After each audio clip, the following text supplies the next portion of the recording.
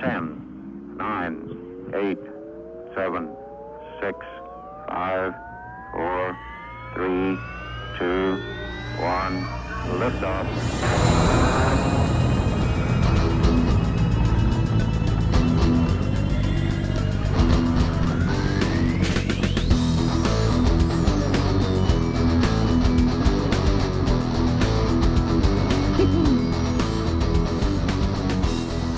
Batting 1,000 as promised. Doing better than the Braves. And I kind of like my studio better than their field. On a beautiful Sunday evening. Want to say greetings, good evening. How you doing? Welcome into Beyond Ringside Live from the Beer Hog in beautiful Pelham, Alabama. And yes, I'm still calling Pelham beautiful for some reason. Yours truly, the Magic City Motor Mouth Fast Eddie Lane. Over in the playroom, if you're in the Pelham, Alabama area, Pelham, Alabaster, Hoover, Helena, all of the above, drop by, say hi. And first time in a long time, welcome home to the inimitable Mark MaBo Bowman. MaBo, how the hell are you? Well, that narrowed everything down. You really did. Glad to see you could join me this afternoon. Greatly appreciated. Always great to talk to you. That was your cue to do that. That was your cue to do that sound effect again. Thank you. People will believe it's you in about 5 seconds. Probably not. I've got to lead off. First off, thank you to everybody tuning in through BeyondRingside.com, ProWrestlingRadio.net, our channel over on TuneIn and TuneIn's mobile app, as well as Streama and about 6 other mobile versions, as well as if you're catching us on replay, whether it be through YouTube for this first segment, Audible, iHeart, Spreaker, Stitcher, so many different ways. Always appreciated. The numbers are showing you're out there, and believe me, it's always greatly appreciated. Monitoring X at Beyond Ringside. God help us all. Through that poisonous cavern known as the Internet. Just when you think you've got everything figured out about who's going to say what, somebody flips a different direction. You go, damn, didn't see that one coming. With that in mind, I'm going to lead off with probably what is going to be the most controversial statement that I will make on this show and this station today. He loves Nikki Bella. Eat me. See, I told you they'd believe you. It just wasn't 5 seconds. It was probably like 30 because I wouldn't shut up. You actually said that name. You suck. Speaking of suckage, I went to see Superman this past Tuesday in theater, and it did not suck. I actually found it to be interesting. I liked the progression of the movie. There were some plot holes, but just on a personal level, I'm not making a big deal out of them. I actually was entertained, had no problem with the casting all the way through. Cornsweat did a great job as Superman, no complaints. But we go from there. I am curious to see what is going to happen next. To add to all that, after looking at the proposed lineup for the DCU, it looks a little more, and I did say a little, more enticing than what Marvel is currently doing. So right now, I'm more so looking forward to DC as opposed to what's going on in Phase 6 of the MCU. I'm looking at Phase 6, and I'm finding it to be completely lackluster. I'm hoping everything ties in one way or the other. And I had forgotten that the original movie version of Doctor Doom, Julian McMahon, passed away on July 2nd. When everybody was talking about all the casting and everything going on, I was going through show notes and previous notes, playing around on different sites, and it's like, wait a minute, I completely forgot. He left us on July 2nd. So really curious to see what's going to happen from here going on in the MCU, but by the same token, DC's just looking a little bit better. MaBo, have you had a chance to catch any of this stuff? I saw the lineup when Gunn announced it at San Diego last year, dude. Right. I've already watched Creature Commandos, which kicks off the DCU. Well, see, that one I haven't seen. Well, you got to get HBO Max. Cheaper season.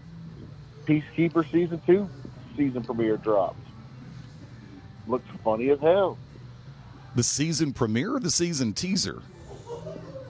The Season 2 teaser. Okay.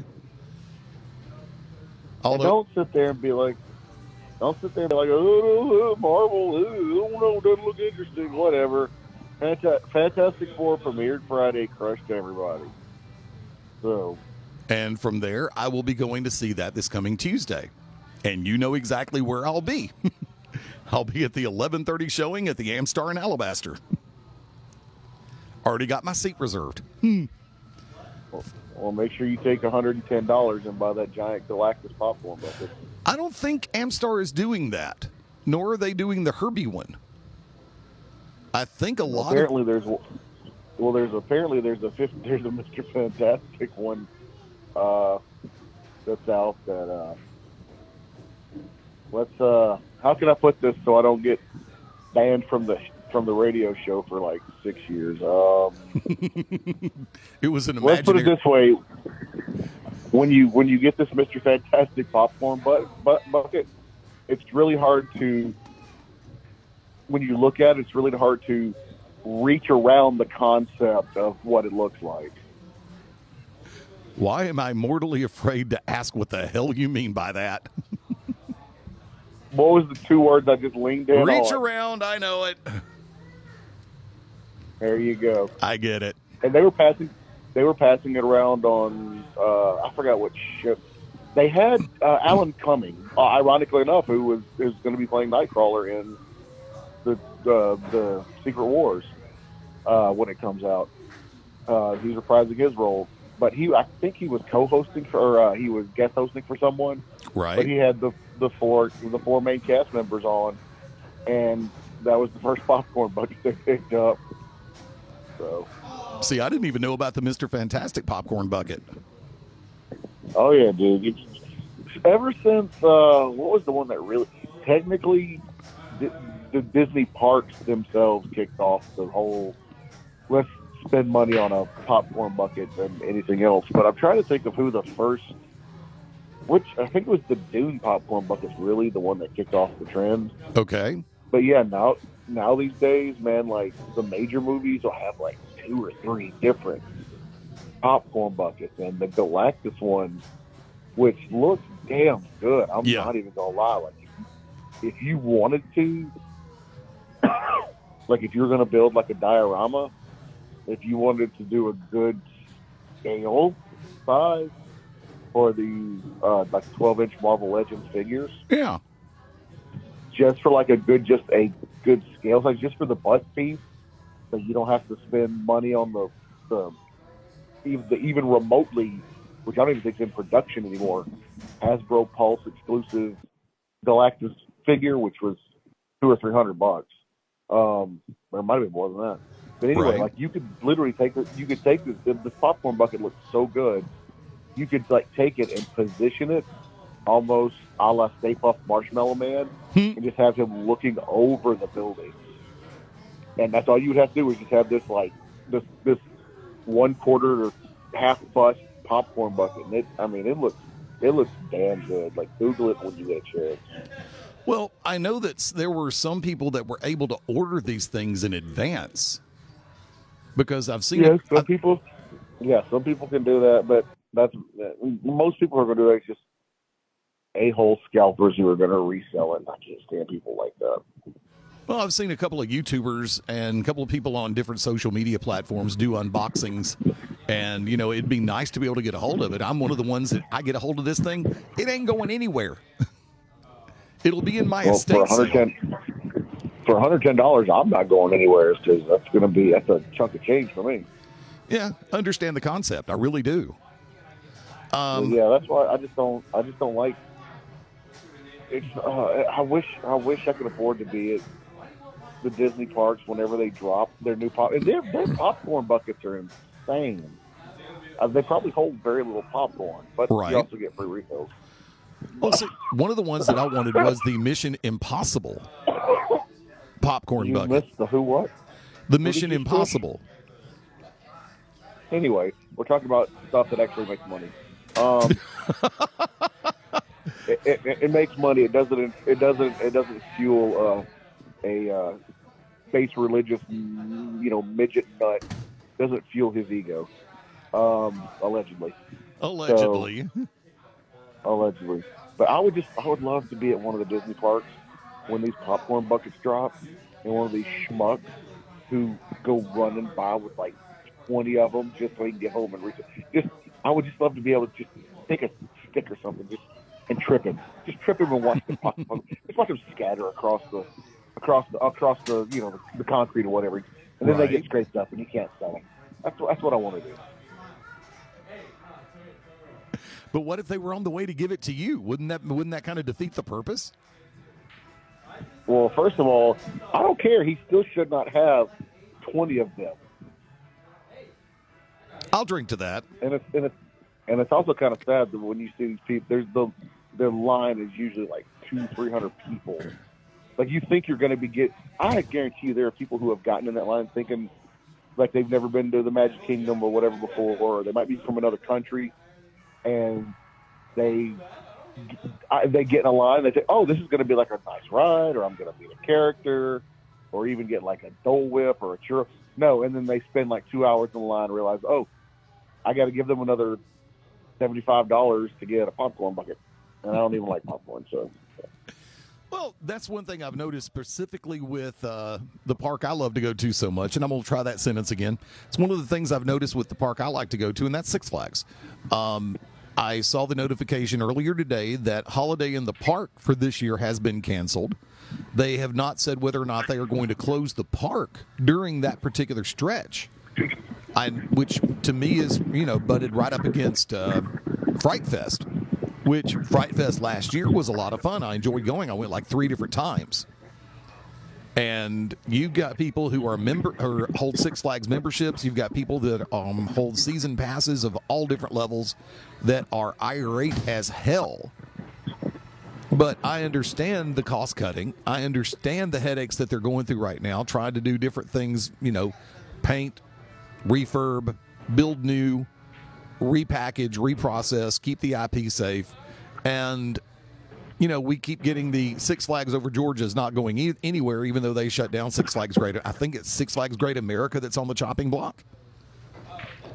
I know one of the parks is on the chopping block because, Google and all these other places like to, clickbait. So it just said, what did it say? Favorite local Six Flags park is blah, blah, blah. And I was like, oh, God, don't let me click on it and find out it's Georgia. Yeah, you know me. If it's Georgia, I'm going to lose my mind. I mean, I've gone a couple. Hey, you go over there enough. Is Whitewater still around, or do they finally? No, Whitewater's still very much a thing. Oh my God, that pink eye processing plant. Say it again. I said that pink eye processing plant. But realistically speaking, yeah. So realistically, everybody bought passes to go to a certain point in time throughout the year, close in January, and now with Holiday in the Park being canceled, we have to ask ourselves, is it going to be a case of, are they going to close the park early now? And everybody who paid for a certain amount of time in advance is getting shafted for a month and a half on that membership or that season pass.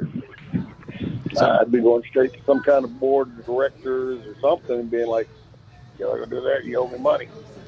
To say the least. Been a great week in some ways, horrible week in another, and going back over it, taking a look at different people that have left us over the course of the last week and a half, since the last time everybody has convened here. Of course, everybody in the world of pro wrestling know about the passing of Hulk Hogan, Terry Bollea, rock and roll icon, legend, cornerstone, Ozzy Osbourne. Classic singer left us on the 17th, one of the all-time greats, Connie Francis. Also WWE Hall of Famer, if I remember correctly. Yes, WWE Hall of Famer. Man's been in more Hall of Fames than most people could ever dream of as far as Osborne goes. Malcolm Jamal Warner, very talented actor.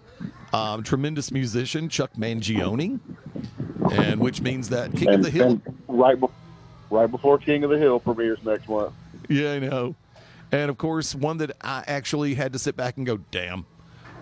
In the purest sense of the term, one of the last remaining or the last surviving castmates of the I don't want to call it legendary because I think it's higher than that standard, but the last surviving castmate or member of Hogan's Heroes, Kenneth Washington, started all this. I think he and Connie Francis passed on the same day or within 24 hours of each other. So, I mean, it's just get me out of the month of July and I will be a very happy person. Look, Pookie, no offense, but when you were talking about, 5 people have passed away, I knew the 4, I wasn't sure you were talking about, and you made mention of that. No offense, and this is how I rate celebrity death.